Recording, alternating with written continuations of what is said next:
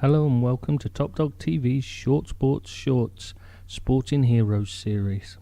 Today we look at one of the greatest sportsmen of all time, legendary basketball star Michael Jordan. Many believe him to be the greatest basketball player of all time, though he himself disputes there is even such a thing as one greatest player. What is beyond dispute is that he is the most influential basketball player of all time. He was the first athlete to have his own shoe and clothing line with the still incredibly popular Jordan-branded Nike products. His preference for longer shorts, often attributed to him wanting to cover up his old University of North Carolina shorts that he wore under his uniform for luck, became traditional in basketball and started a worldwide trend. His number 23 adorned the back of many other sports stars who wanted to be like Mike. Every product wanted his endorsement, and he became a worldwide celebrity in the way only Pelé or Muhammad Ali before and since have managed. They all transcended their sports in a way no one else gets near to replicating. MJ's legend went beyond his achievements on the court. Jordan brought a worldwide audience to the sport that had never existed before him, and was that rare sports star in a team game that was even loved by opposing fans. As Magic Johnson, a basketball great in his own right, once said, "There is Michael Jordan, then there is the rest of us." Jordan himself says that his parents are his heroes who inspired him. Oddly enough, despite MJ being 6'6", neither of his parents were over 5'9". As a youngster, Jordan was a baseball player, as he would play with his dad, who was a huge baseball fan. It was his older brother Larry who influenced MJ into going into basketball. In his sophomore year at high school, Jordan tried out for the varsity squad, where he was rejected for being too short. Rejection drove him on, and he worked hard on his game, becoming the star of the junior varsity squad. During the summer, he continued the hard-working training that was later to become his trademark throughout his career. However, it was the 4-inch growth spurt he underwent that made the real difference, as the following season he made the varsity squad. When he left high school, he chose to take a basketball scholarship with the University of North Carolina over the numerous other options available to him. There he won a number of awards and a call-up for the 1984 Olympics team, as it was still in the amateur era of Olympians. On a team that also featured future NBA star Patrick Ewing, Jordan led the team in scoring on the way to Olympics gold. Despite still having a year left at college, he decided to leave and enter the 1984 NBA draft, though he did go back a couple of years later to complete his degree in cultural geography. Shockingly, he was only picked third overall, as Houston Rockets, with the first pick, were desperate for a centre and so took Hakeem Olajuwon.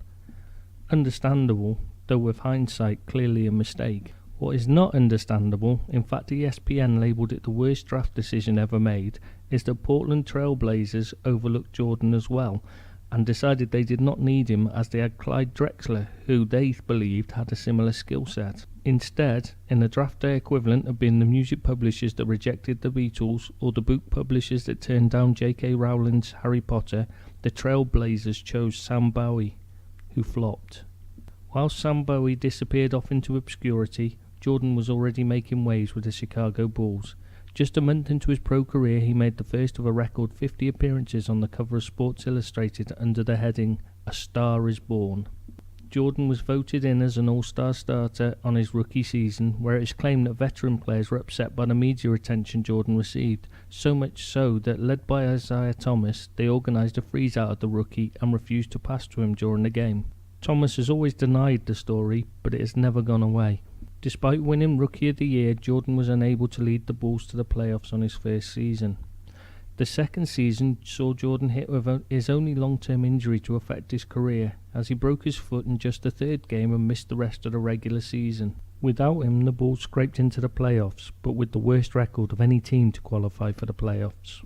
With MJ back fit, the Bulls went into the playoffs to face a team many consider the best in NBA history, the 85-86 Boston Celtics. Not even a playoff record setting 63 points in Game 2 could stop the Celtics, though Larry Bird said of MJ's performance that night that it was God dressed as Michael Jordan. The Celtics also beat the Bulls in the playoffs the following season. The following 3 seasons saw the Bulls face another roadblock in the playoffs in the form of Isaiah Thomas with the bad boys of the Detroit Pistons and their Jordan Rules defensive setup, which involved double and triple teaming MJ each time he touched the ball.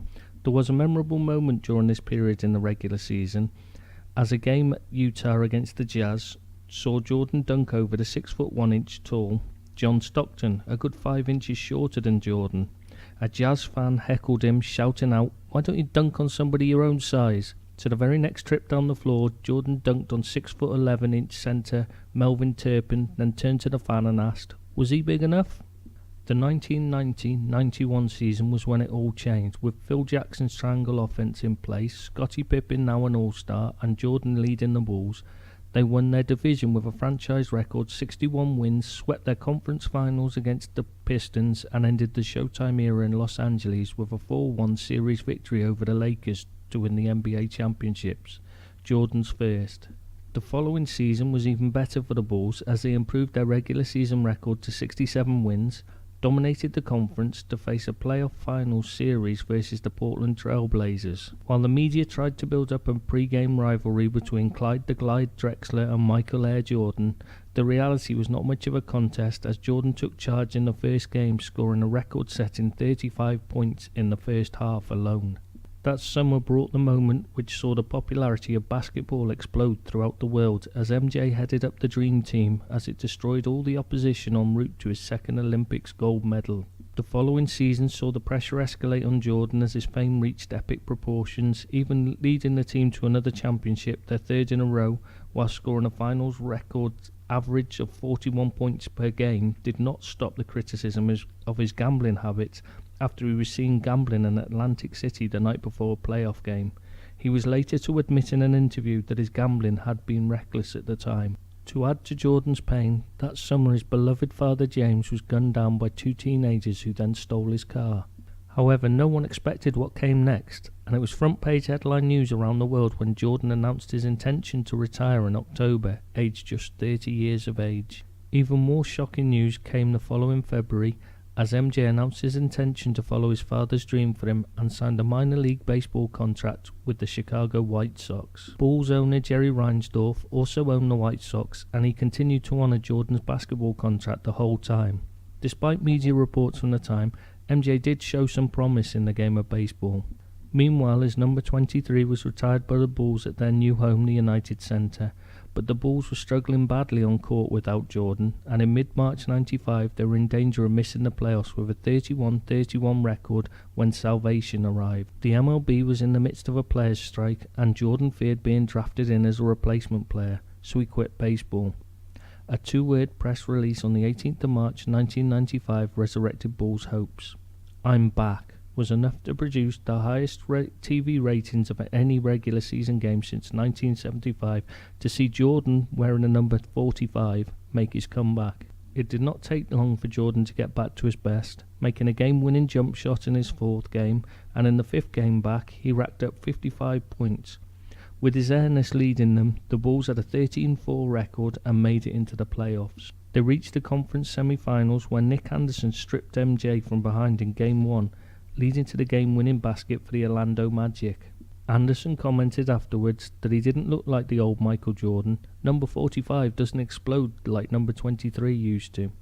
That was the catalyst for Jordan to return to number 23, though it wasn't enough to stop the Magic winning in 6. The following season, Dennis Rodman joined the Bulls, and they absolutely dominated for the next 3 seasons, winning consecutive championships and setting a then record regular season of 72 wins in 95-96. The following season was a lockout. Phil Jackson, Scottie Pippen and Dennis Rodman were set to leave, making Jordan decide to retire in January 1999. A year later, he became part owner and president of basketball operations for the Washington Wizards, where he had the final say in all personnel matters. Things were not going well for Jordan in his new role, when the return of his friend Mario Lemieux inspired MJ to make another play-in return. On the 25th of September 2001, Jordan announced his return along with an intention to donate his salary to the relief effort for victims of the 9/11 attacks.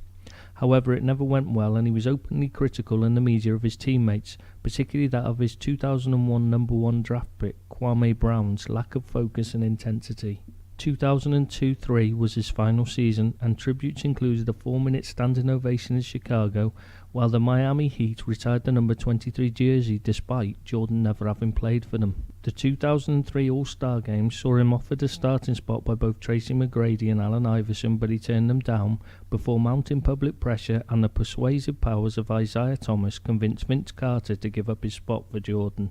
Jordan's final NBA game was in Philadelphia against the 76ers, where the crowd spent most of the fourth quarter chanting, "We want Mike," until Jordan replaced Larry Hughes. When he returned to the bench, he got a 3-minute standing ovation from teammates, officials and crowd. After his retirement from playing, to Jordan's disgust, Wizards principal owner Abe Pollins fired him. Since retirement, MJ has bought the Charlotte Bobcats, becoming the first former player to become majority owner of an NBA team.